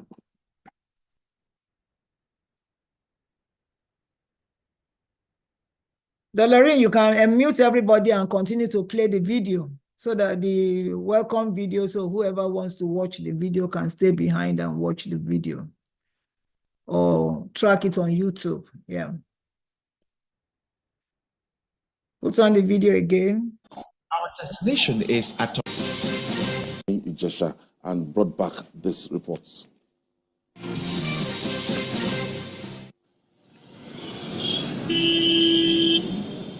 On the 15th of January 2022, when the world was just settling into a new year, TVC News crew set out for a journey to Osun State. Our destination is at Ijesha.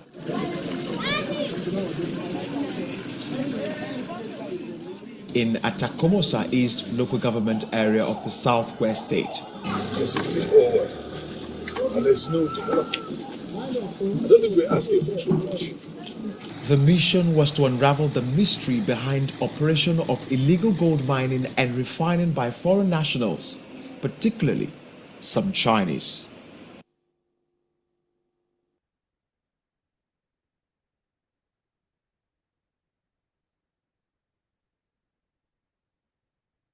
Illegal gold mining and refining thrive in Osun State, one of the states in Nigeria with a large deposit of the precious metal. It has become a corrupt den involving highly placed officials from the federal, state to local government levels, as well as residents and families in Ijesha.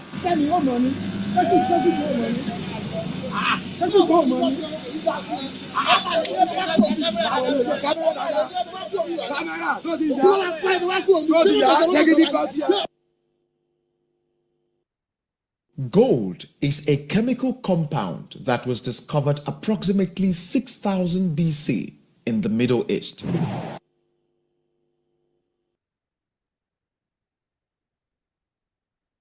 It is formed underneath the earth through a process called the R process, which means rapid neutron capture in supernova nucleosynthesis. The color of gold varies due to its quality or carat difference, but generally, It is a bright yellowish metal. Gold can be used for the production of electronics, jewelries, furniture, utensils, stationery, medicine, cars, phones, and more. It was discovered in Osun State.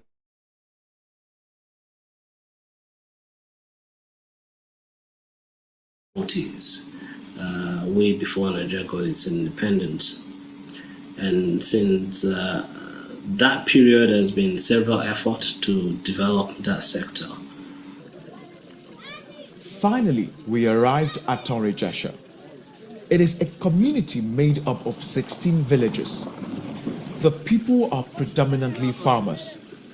They survive on large-scale production of cocoa, palm fruits, rubber, kola nut, cashew, plantain, and others.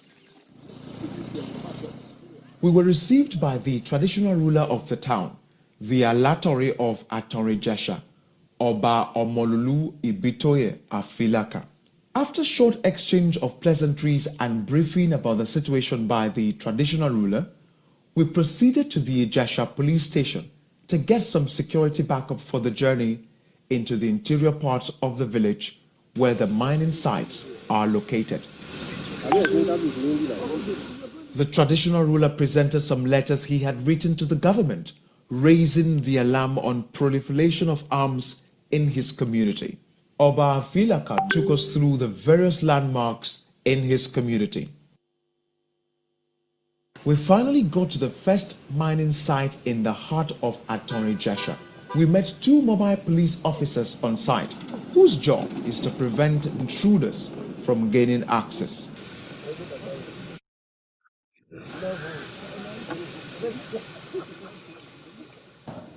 Before mining began here, this used to be a large cocoa plantation which has existed for decades.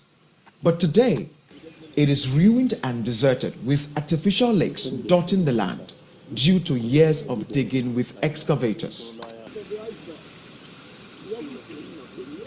This is the boundary and the beginning of Atorejesha in Atakomosa East local government area of Osun State. For decades, this has been a plain land that is as high as what we can see over here. But in just few months of the invasion by the Chinese, I'm told for 8 months, or in the last 8 months, this whole table of land was leveled to what we have here today. The result of that is what we now can see as an artificial lake. This is what this community has been drawn down to suffer of the months and the few years of the invasion of Chinese into this community to excavate and mine their gold. And for what they have to show back is a degraded, dilapidated community. Oba Afilaka has continued to fight against what he calls the oppression of his people by the Chinese and their Nigerian collaborators since he ascended the throne of his forefathers in March 2021. What's happening now is we're being conquered stylishly by the Chinese illegal miners in collaboration with some, I say collaborators. Just before the Chinese came, we had artisanal miners, Hausas coming in, Hausa Fulani, people from the north. They could only bite as much as they could chew. Then came the big players, the Chinese illegal miners. And they came with excavators. Truth be told, they're killing us. They're killing us softly with their mining. This retired civil servant from Nigeria College of Aviation Technology, Stephen Olu, lamented the destruction caused by illegal mining in the community. As what we heard from beginning was that from the top, that the federal government is aware of it. The local government the state government is aware of it, and the local government too is aware of it, and the obas, they are aware of it. So with all these powerful people, what can we do? That if we like it or not, they will do what they would like to do. He also admitted that he received for a cocoa plantation he inherited from his father after it was destroyed. The whole family was given at 1.5 million. I spoke with the village head, the Oshoba of Atori, Isaac Olanikbeku, who spoke in Yoruba. He narrated his experience with the Chinese. Gẹ́gẹ́ bí àgbẹ̀ ní gbogbo àràǹdì bíi àwọn nǹkan àlùmọ́nì púpọ̀ ti bàjẹ́ kòkó ọ̀pẹ obì gbogbo báwọn yẹn wọ́n ti kọ̀ndẹ́mù ẹ̀dánù tó tí ò sí tẹ́ àti ẹ̀rí àwọn ìlú kan láràǹdì tó ti túká tí ò ṣe èèyàn bẹ̀ mọ́ torí ohun tó ń jókòó tì tó ti kọ̀ndẹ́mù. The demands of Oba Omololu Ibitoye Filaka, the Alatori of Atori Jesha, are simple and legitimate. What I want is very simple. For me, there's a lot of darkness in my land.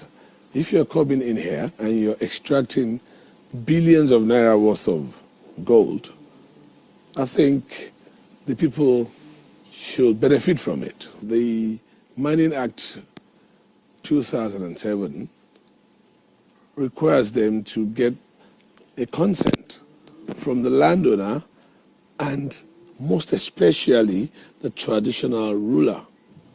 After Senator Ademola Adeleke emerged as governor of Osun State in November 2022, he set up a committee on solid minerals to investigate the activities of illegal miners in the state. The governor vowed to clamp down on illegal mining in the state. As at the time of this report, mining is still taking place in Osun State with its attendant environmental hazards. What the people of Atori Jesha are asking for is adequate compensation for what has been taken from their land in form of schools, hospitals, good roads, potable water, and employment opportunities. Àǹfẹ́ kẹ́tẹ̀ fún wa ní hospital tó dáa. Àǹfẹ́ pé kẹ́kọ̀ọ́ ẹ bá lè kọ́lé hospital fún wa tó dáa báyìí. I want good road from them to give us good road. Now, good hospital.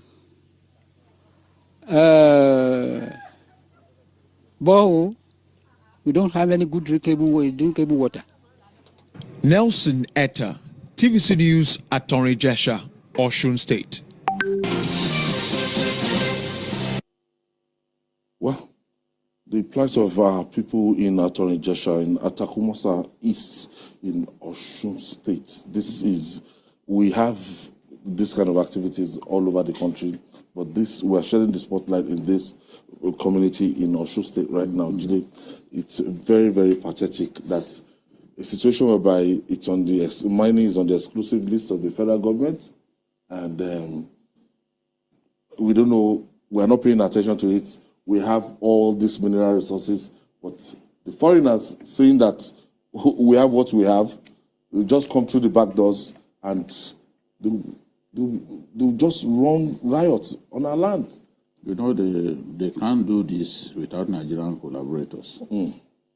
Even in Zamfara, which has gold. The gold in Zamfara, you don't need to suffer to pick even on the floor, on the ground, when it rains, and the rain washes off the topsoil. People pick gold. Wow. In Zamfara. It's such a blessed community. Unlike Osun State, where you have to dig up to 100 meters. In their own case, on the surface, you see gold. You know, they have lithium too. in abundance. I remember the governor of Taraba State complaining to me that he went to a community where they told him that a Chinese was mining tatalite. And nobody gave him the mandate. They just found themselves in our country, and they are doing what they like. Because our people are cheap, it's easy to compromise security agents in our country. Don't be surprised that these illegal miners have, in some cases, soldiers, police guiding them, and they will mess up against complete destruction of the communities. Now, the mining has contaminated the communities. Look, see the way they are digging. You can't use that part of town anymore to grow anything. If you have farmlands. If you have farmlands, you know, just like Ibadan people, in these communities, every family has its own farmland as located to it, you know, like Ibadan, as big as Ibadan is. Every family has their farmlands, although those farmlands may have become built-up areas. Like the governor, I think the governor's area is Onara. It's the current governor. I think his farmland is in Onara. But the point that I'm making is people have lost their farmlands as a result of the activities of these illegal miners. And this thing is going on in all parts of the country. You report it, the traditional ruler reports, and you will see that nothing is done. Because they understand us very much. Once they grease people's arms, this kind of story, you will not see it. So the media has to expose. You will not see. Nobody will come and arrest them. But what they are doing is illegal. No one can go. You can't, as a Nigerian, go to China and do what these guys are doing in our country. Was it not the other day that we were even reading that even the Chinese set up their own prison inside our country? You know, so many things that these guys are doing, and a lot of them, I'm not even sure they have valid papers.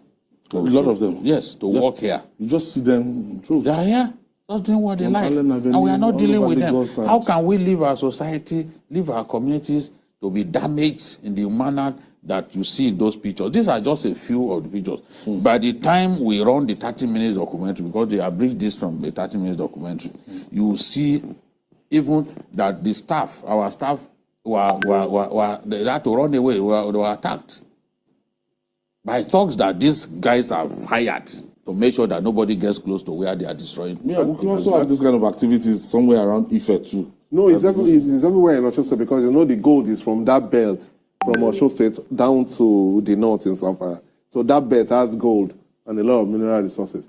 But the problem has to do with the way we are. One, there is a Ministry of Solid Minerals. And I think there was a time I listened to the minister and the efforts they were doing to bring in major players to do the mining. Part of the problem is that because we have neglected that part of it and concentrated on oil for a long time, you know, nature abhors vacuum. So some people now took advantage of that and started doing this illegal mining. So what I would suggest is that, one, the Ministry of Solid Minerals should be up and doing and be able to identify where these minerals are, the major players in these areas, try to rein them in and make sure that they put them in cooperative societies and then work for government so that it will be planned, not that people will do things and destroy farmlands and our communities. But if the government steps in, they can eradicate these illegal miners and make sure that the mining business itself is official. We are so blessed, yet we are poor. Yes, that's what I want to take up from where Mayor stopped. This administration, the former administration in Osun, set up a gold refinery, working with some Zimbabwean business men. They set up a gold refinery in Osu, or what's that place called? Osu? Yeah, where they used to sell Akara. cake. You know, the refinery was working fine. Ideally, Government should have moved in quickly, get rid of the illegal miners. If private sector show interest, let those private sector guys come in, bring the right equipment, because with the right equipment you don't need to do all this. dig, because they are digging at random. Yeah. And there are times when they will dig, and they will not see gold there. But with the right equipment, you can pinpoint where you have gold deposits. You just go there and go there, dig your thing, without this kind of damage to the ecosystem. Yeah. So that is what government should do. This thing is good business, and gold, which we have in abundance, can actually earn us big forex, foreign exchange. The other, when I visited the gold refinery, they gave me 1 bar of gold, and the amount of money that they told me that size was going for. In fact, it's a kind of life-changing money. I remember that as we were joking, what's his name? Dr. Ruben Abati said he's going to take it away. I said, when everybody has surrounded you, there's no way you can take this gold away. You know, because it's a lot of money that we are looking at. Government should go to Zamfara, see how they can make tremendous money out of this by bringing in private sector players who would work with government to make sure that especially the big players from South Africa, yes, from Australia. Yes. Look at South Africa. Largely to mining. Gold is consistent. Yes. You know, it does not suffer the kind of fluctuations. It appreciations. Yes. The fluctuations. Like better than oil. Yes, it doesn't. You can plan with it. Yes, it's stable. It's not like oil that tomorrow you can hear that it has today and appreciate tomorrow.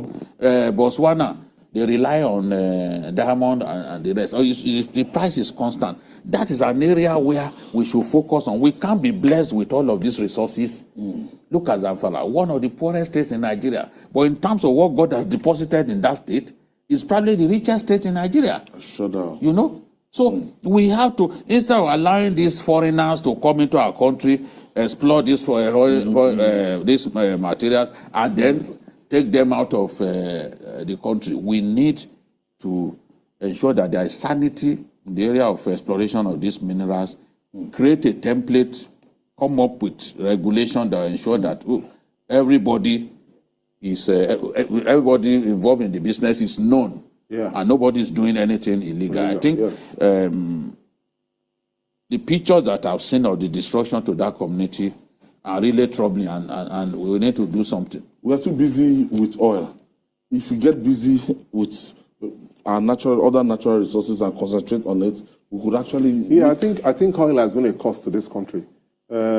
Before oil, we were very good in agricultural produce. We were very good. At the time, we were very good in manufacturing. But the more we made this petrodollar, a lot of things went. We just forget about every other thing and concentrate on oil. That's why I believe that if we put the same kind of effort that the multinationals assisted us in doing in the oil industry, if we put that in the solid mineral industry, we will earn a lot of money. Because, like I said, gold's value is constant, and we have a large deposit of gold. So the federal government should get involved. Governments, naturally, both federal and state, should get involved and invite big players who will be able to. Because one of the things that work for us in the oil industry, if you don't forget, is that most of the development came because of the activities of the majors. So if you can attract big players in the gold industry, especially from South Africa and Australia, I think the government will be able to earn a lot of money from it.